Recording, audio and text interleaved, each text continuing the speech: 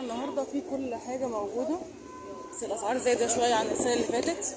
الالوان الجيلي اقل حاجه الوان خشب ب20 اقل حاجه. المقالم فوق ال35 طالعين. الكشاكيل الكراريس اللي هي ال 28 ورقه جبتها ب60، داسته فيها 12. وال60 كانت فيها 10 بكام يا ربي؟ ب70 حاجه و70 78. وال80 وصلت ل85 فيها 6 بس. الجلاد ب10 الكبير والصغير ب7.5. في مقالم اللي هي اللي بتتفتح دي كانت ب35، في حاجات ب50.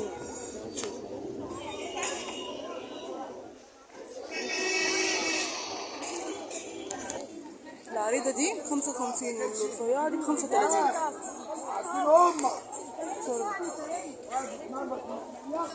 والكوريكتور جبته في حاجات ب5 صغيرة جدا مش حلوة، والمتوسط ب10.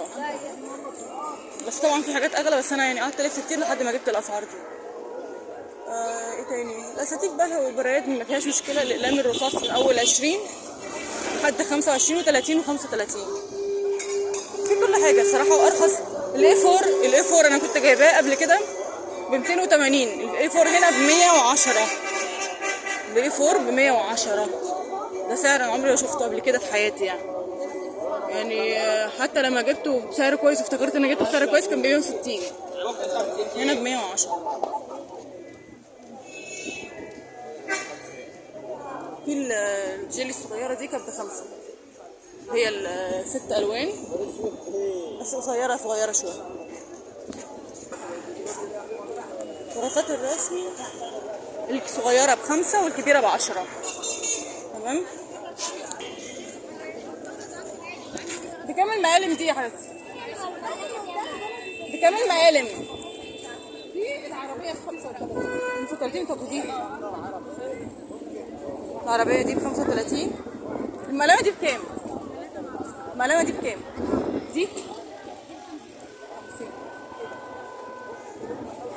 في اسعار كويسه وفي اسعار مبالغ فيها صراحه يعني. بس انا جبت قلمه ب35. اوفركم ان شاء الله الحاجات اللي جبتها لما ارجع.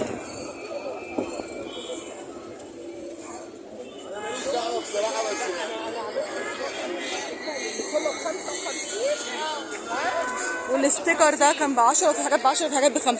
اللي ب5 كان فيها 4 بس او حاجه قليله، لكن ال10 فيها 40.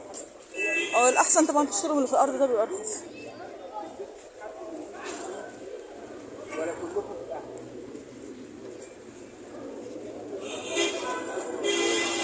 اللزق ده كان ب10 برضو. في كبير وفي صغير. صغير ب10 وكبير ب20.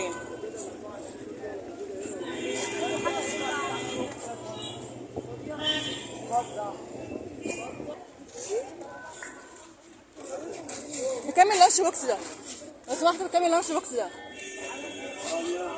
25. واللي معاه زمزمية ب60.